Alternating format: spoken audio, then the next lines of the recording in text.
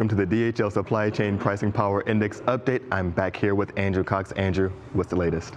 Anthony, it stayed steady at 85 this week. We know that carriers are in dominant pricing power position. If you want to look at spot rates or you look at tender rejections, there's a lot of signs that prove and point to that the carriers are in a great position.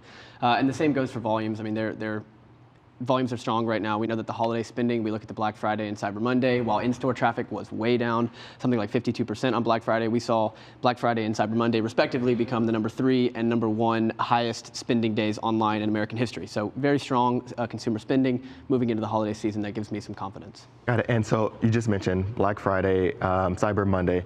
Do you think we're going to lose momentum as we get closer to that December 25th mark? There's certainly people calling for that. UBS analyst Jay Soul said, especially in the soft lines, things like apparel and not the hard line things like big TVs and big purchase items, but some of the softer lines, we could see a fall in demand post Black Friday into the holiday season. I don't know if that's going to be the case so much. I do think that the spending has been spread out over the holiday season a lot this year, and necessarily I don't think we should look at the weak Black Friday in-store sales as a measure for the overall holiday season.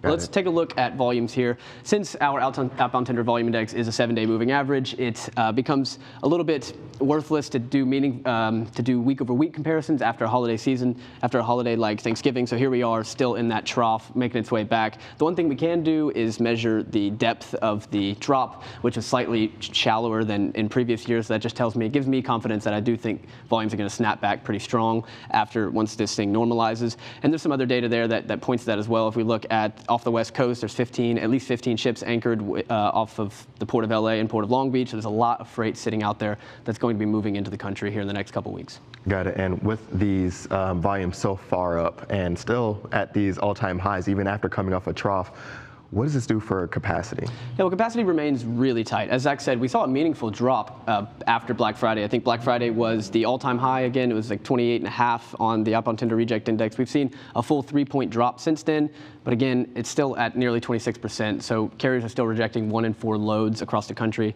electronically tendered loads across the country. So it's nothing meaningful in my mind. I still think capacity is going to be really tight through the end of the year. I think we see more of the same and nothing really transformative on the capacity side.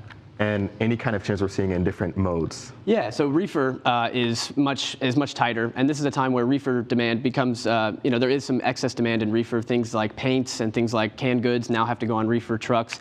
So we're seeing really high demand there. Again, that's fallen more since Black Friday, but it's still at nearly 50%, so nearly 1 in 2 loads across the country, reefer loads, are being rejected right now.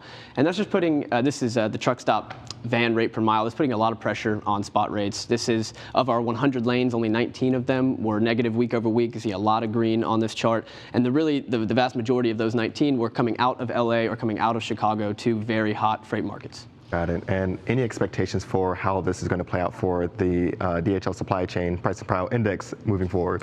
Yeah, I mean, I'm expecting the carriers to stay in really strong position moving into the holiday season. As Zach said, or moving throughout the holiday season, rather. As Zach said, you're going to have some more supply side constraints as drivers try to get closer to their home bases or reject loads that take them away from their home base.